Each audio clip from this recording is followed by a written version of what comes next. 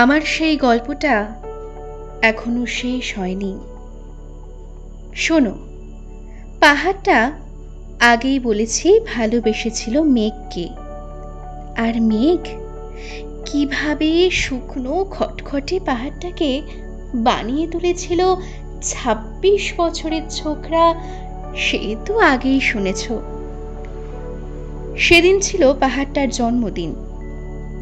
পাহাড় মেঘকে বললে, আজ তুমি লাল শাড়ি পরে আসবে। মেঘ পাহাড়কে বলল, আজ তোমাকে স্নান করিয়ে দেব চন্দন জলে।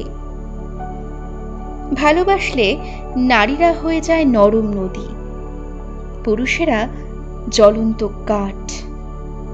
সেইভাবেই মেঘ ছিল পাহাড়ের আলিঙ্গনের আগুনে, পাহাড় ছিল মেঘের ঢেউ জলে।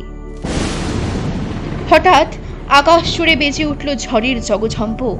ঝাঁকড়া চুল উড়িয়ে ছিনতাইয়ের ভঙ্গিতে ছুটে এলো এক ঝাঁক হাওয়া।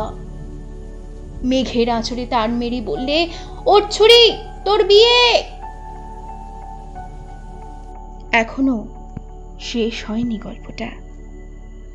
বজ্রের সঙ্গে মেঘের বিয়েটা হয়ে গেল ঠিকই, কিন্তু পাহাড়টাকে সে কোনো দিনই ভুলতে পারল না। বিশ্বাস না হয় তো চিরে দেখতে পারো পাহাড়টার হাড় পাঁজর, ভিতরে জল থই থই করছে, শত ঝর্ণার জল।